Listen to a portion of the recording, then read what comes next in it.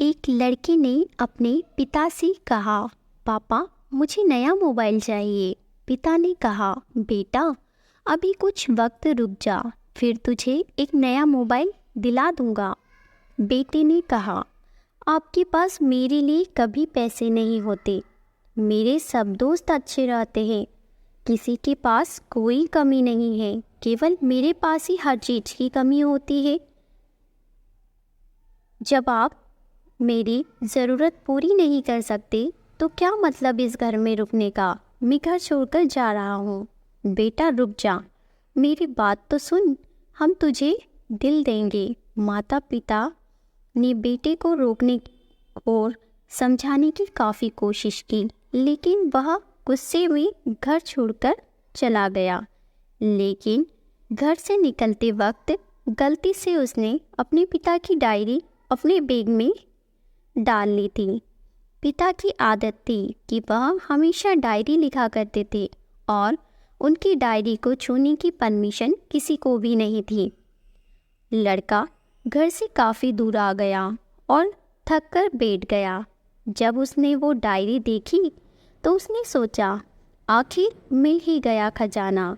आज पता चल जाएगा कि मेरे पिताजी ने कहाँ कहाँ दौलत छुपा रखी है और उन्हें किन किन लोगों से पैसे लेने हैं, और सारा का सारा लेखा जोखा आज मुझे मिल जाएगा।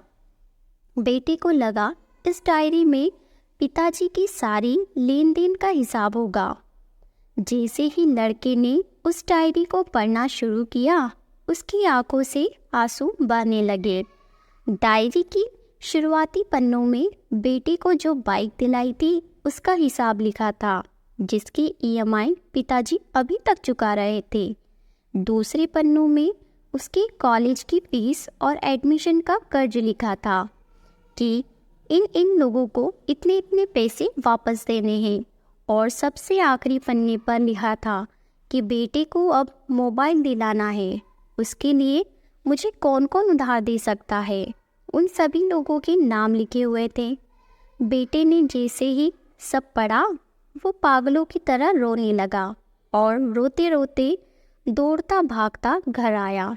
जैसे ही उसने घर आकर देखा तो उसके माता पिता एक कोने में बैठकर रो रहे थे। बेटा अपने पिता के पैरों में गिरकर रोने लगा कि पिताजी मुझे माफ़ कर दीजिए। पिता ने कहा, बेटा तुम मत रो, तुझे मोबाइल मिल जाएगा। बेटे ने कहा, पिताजी मुझे आपसे कुछ नहीं चाहिए, मुझे पता चल चुका है कि आप इस डायरी में हम लोगों से क्या छिपाते थे। मैं अब आपको कोई काम नहीं करने दूंगा और मैं मेहनत करके सब कुछ ठीक करूंगा। ये सुनकर पिताजी ने बेटे को गले से लगा लिया। दोस्तों, माँ बाप अपना पूरा जीवन, अपनी पूरी खुशी अपने बच्चों के लिए कुर्बान कर देते हैं, लेकिन कुछ बच्चों को लगता है कि माँ बाप ने उनके लिए कुछ नहीं किया। वह कभी आपको अपनी समस्या नहीं बताते, भले ही वह कितनी ही बड़ी समस्या से गुजर रहे हो।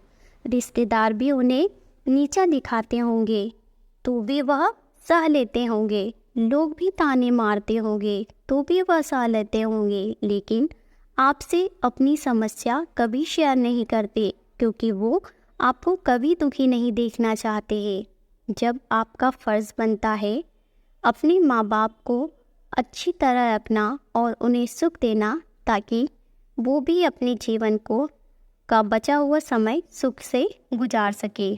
यदि आप अभी भी नींद से सोए हो तो जाग जाइए और अपने शौक पूरे करने पर नहीं, अपना करियर बनाने पर ध्यान दीजिए, क्योंकि अगर आप अपने माँ बाप के रहते कुछ नहीं कर पाए तो बाद में आप सोने का महल भी बना लोगे ना, उसमें भी आपको नींद नहीं आएगी।